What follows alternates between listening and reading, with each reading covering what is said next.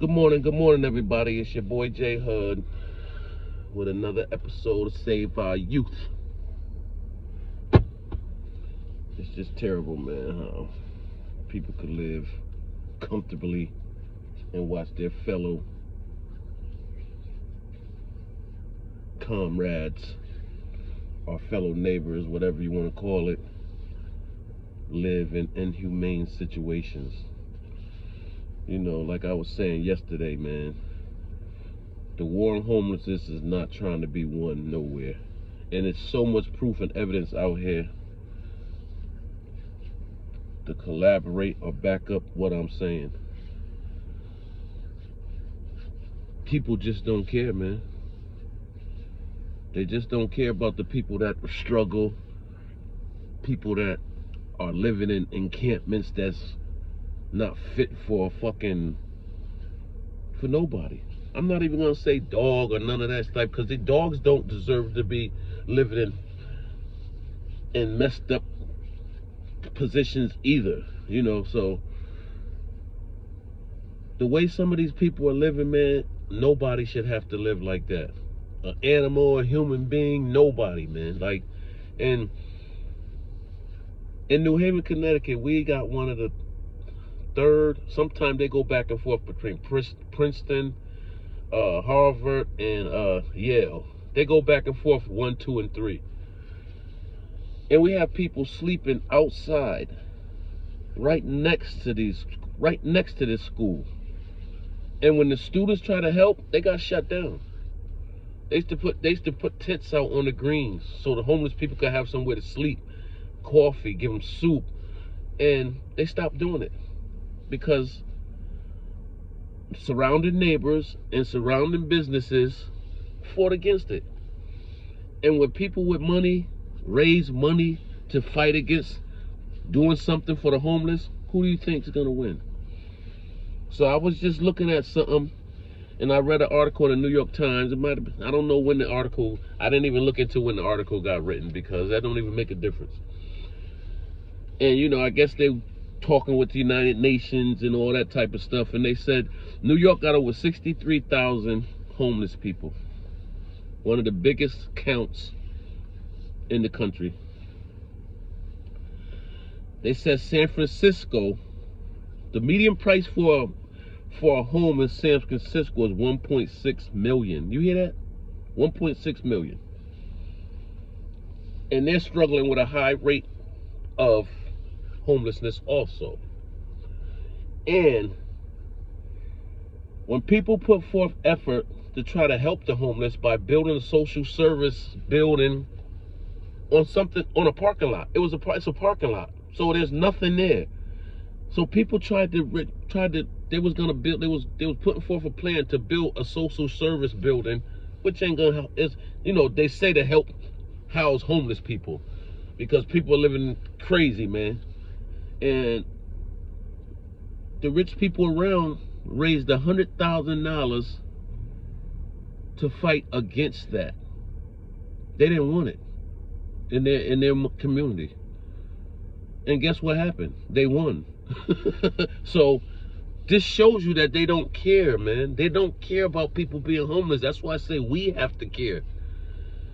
And I don't even like getting into numbers and politics and stuff like that, because that's the problem now, man. Everything is political. Everything got to be politics. Everything has to go through this and pass this bill and do that. When you have people out here sleeping in fucked up conditions.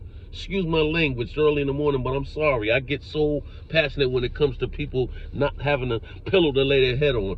And then you got some people that's not educated to the fact of what's going on with some of these people that are homeless. Everybody think people are homeless because they made the decision to be homeless. They use drugs. They didn't want to work. Sometimes people are mentally disturbed, and mental illness affects a lot of people in different ways.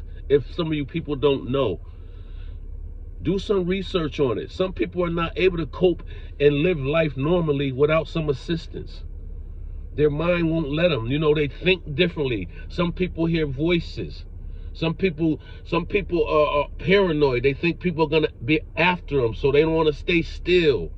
And then, yeah, you got some people who use drugs, you know, they street drugs, and they try to medicate themselves, and they think they don't have a problem, so they never get diagnosed. And I say all these numbers that they put together, these are people that's just documented. What about the people that's undocumented, that don't want to talk to nobody, that don't give their names, that's not counted during pit counts and all that stuff with these programs that go around counting to see how many people are homeless and where they stayed at that night? Because they do the pit count, I think, once a year. I don't know. I know Connecticut does it. I don't know how the other states do it. But what about the people that's uncounted? So the numbers are way greater than they say they are. These are just people that are documented when they're doing their little counts, or however they're calculating their counts and stuff. You know, so it's terrible, man. It's just terrible, man. It's terrible to be homeless, man. Kids, adults, whoever it is, man. They got a thing called Tent City on the boulevard in New Haven, where a bunch of people that's homeless put their tents in a field, and it's behind a little soccer field, and it's a bunch of tents out there. And I'm surprised the city didn't make them take those down, because anywhere else you put a tent, make your encampment, the city comes. First they try to call all these programs that help the homeless and ask, could we go around and tell these people they got to take their tents down. I'm not doing that. I'm not telling them why they got to take nothing down. I'll warn them and say, be careful, because these people are coming to try to take your stuff. So, and I'll tell them what days, and they'll be like, okay. And they'll be like, okay. So they might take their stuff down until they come, and then they might put it right back up, because people don't have nowhere to go. And it's dangerous outside after a certain time, especially in LA too, on Skid Row over there, man. There's no way none of that should be going on in none of these cities and states, man. With all this money and all these bills they could pass, they could build a building like this to house homeless people. But it's got to come with too much work, because you can't just house people that, like I said, suffer from mental illness, suffer from drug addiction. It has to be a plan in order to fight all this stuff. So it's like a three-headed monster. And some people are not willing to do that. They rather ride by and oh well, they got a nice place to go home, comfy, get in their bed, you know what I'm saying, relax, do what they need to do, have their chef cook them something to eat.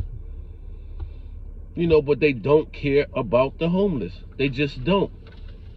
Because they think everybody made a decision to be homeless, using drugs, not paying bills because they didn't want to. You know, some people are homeless because they couldn't afford to pay bills, and they didn't have no family to lean on. So everybody is not homeless because they use drugs. I be so pissed off when people say that dumb mess, man. Oh man, that's his fault. They decided to do that. Yeah, really? So what about these kids? They decided to be homeless too?